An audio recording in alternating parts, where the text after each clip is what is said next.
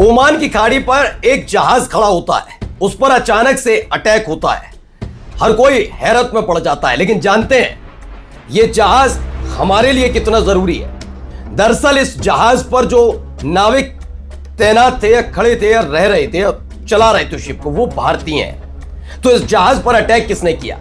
यह सीधा संकेत पहले जा रहा था ईरान की तरफ, लेकिन बाद में मुड़ गई सारी बातें। जिस व्यक्ति के गुणगान के लिए दिन रात हमारे देश का मीडिया लगा रहता है, जी हां, उसी व्यक्ति के देश ने हमारे इस जहाज पर अटैक किया। बड़ी खबर निकलकर सामने आई है। ओमान में एक जहाज जिस पर भारतीय नाविक सवार थे, वहां पर अटैक की खबर है।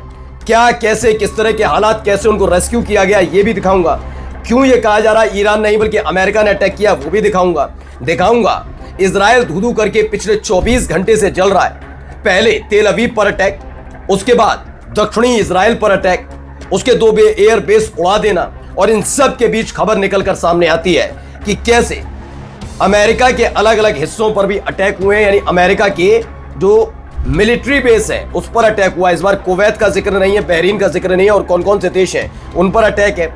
और खबर दिखाऊंगा हालात क्या है इजराइल के अंदर। कह रहे थे ना कि सारे मार गिराए इजराइल, ईरान के ड्रोन मिसाइल, हालत दिखाऊंगा।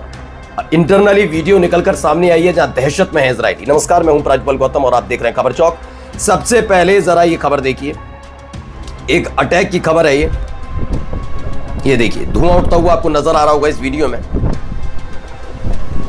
ये देखिए जहाज पर अटैक की खबर।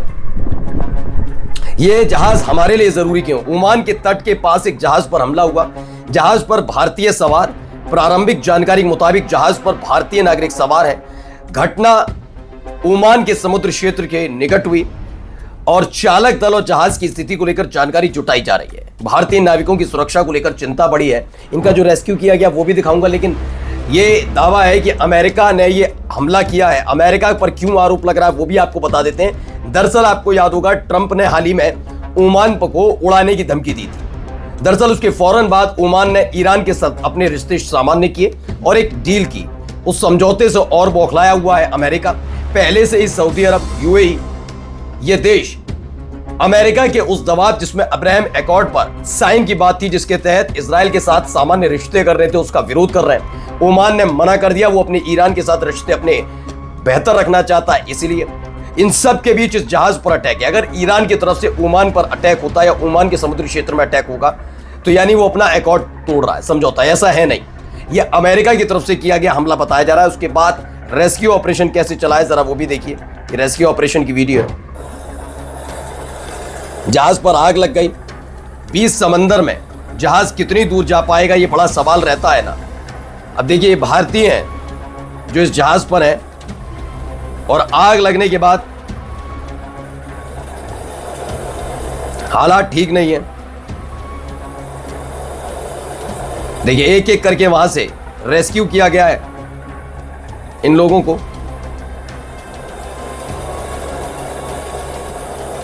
वहां कुछ इस तरीके से रेस्क्यू करके ले जाया जा रहा है। जो हेलीकॉप्टर है उसमें कुछ इस तरह से रेस्क्यू किया गया। इसी जहाज पर ये जो आपको दिख रहा है रेस्क्यू करके ले जाए जा रहे हैं, ये भारतीय हैं। तो दावा क्या है कुछ इस तरीके से, ओमान की खाड़ी में आग लगे, जहाज से भारतीय चालक दल के सदस्यों को कुछ यूं निकाला गया। यह हमले के बाद की वीडियो है। अब आते हैं कहां क्या क्या अटैक हुआ है और कितना नुकसान, क्योंकि अब तक खबर थी केवल इजराइल के अलग अलग हिस्सों में अटैक हो रहा है, लेकिन क्या अटैक केवल इजराइल के हिस्सों पर था? नहीं, यह हमला बढ़कर हुआ। यह हमला कहां हुआ है जरा पहले देखिए। यह वीडियो निकल कर आई एक और।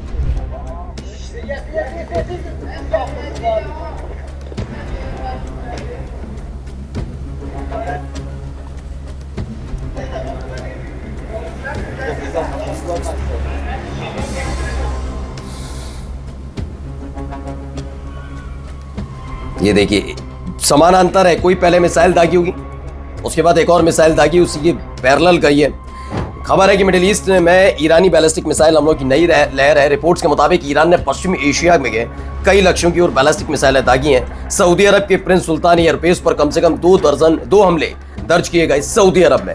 अब सऊदी अरब का अमेरिका का मिलिट्री बेस है, पहले ये समझ लीजिए, मिलिट्री बेस पर अटैक किया है। सऊदी अरब के एक भी हिस्से पर ऐसे अटैक नहीं। जॉर्डन के कुछ एयरबेस भी निशाने पर आए हैं, जॉर्डन में भी अटैक हुआ, लेकिन एयरबेस पर, अमेरिकन एयरबेस पर। क्षेत्र के कई देशों में एयर डिफेंस सिस्टम सक्रिय कर दिए गए। क्योंकि देखिए, आप जरूर ईरान के खिलाफ खड़े होना नहीं चाहते, लेकिन मिसाइल, मैं बार बार कहता हूं, मिसाइल का कुछ पता नहीं, मिसाइल है तो मशीन ही ना जो बम लेकर जा रही है, बारूद लेकर जा रही है, बारूद उड़ रहा है। अगर वो गलती से मिसगाइडेड हो जाती है मिसाइल, तो इन देशों को भी नुकसान पहुंच सकता है। इसलिए इन देशों ने एयर डिफेंस सिस्टम एक्टिवेट किए हैं सिर्फ अपनी सुरक्षा के लिए। अमेरिका को लेकर ज्यादा भी आश्वस्त नजर नहीं आ रहे। अब देखिए क्या हालात बन गए इजराइल के अंदर। ये एक वीडियो निकलकर सामने है, छत उड़ गई, हालात आपके सामने है, छत उड़ गई है, हर तरफ सामान बिखरा पड़ा है, तमाम चीजें नजर आती हैं इस वीडियो में। ये एक ही हमले के बाद है, पूरे घर का नक्शा ही बदल गया इस हमले के बाद। तो देखिए ये भी है, इसमें दावा क्यों किया जा रहा, बताया वेस्ट बैंक के घरों में ईरानी मिसाइल हमले का इंपैक्ट है।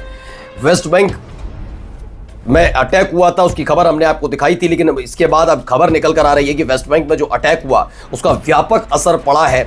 वहाँ स्थानीय लोगों को, खास तौर पर जो इजरायली सेटलर्स वहाँ पर रह रहे हैं, उनके घरों पर यह बड़ा हमला माना जा रहा है। उसके आसपास ये हमला और हमले की धमक मात्र से सोचिए, घर के हालात कुछ ऐसे हुए, सामान बिखरा पड़ा हुआ, छत उड़ जाती है, कुछ ऐसे हालात बनते नजर आते हैं। अब आते हैं कहां कहां अटैक हुआ और क्या क्या हो रहा है, जरा ये देखिए। ये देखिए पूरा मैप आपको नजर आ रहा होगा। इस मैप में एक पूरा रेड कलर का बना रखा है। ये इलाके हैं, कौन कौन से इजराइल का है ये इलाका। इसमें यरूशलेम है, तेल अवीव है, नेतन्याह है, वेस्ट बैंक है, वेस्ट बैंक का तो भी मैंने आपको दिखाया भी, हेब्रोन है और बर्शिवा है। बर्शिवा में पिछली बार भी हमले हुए थे, तो भीषण हमले हुए थे।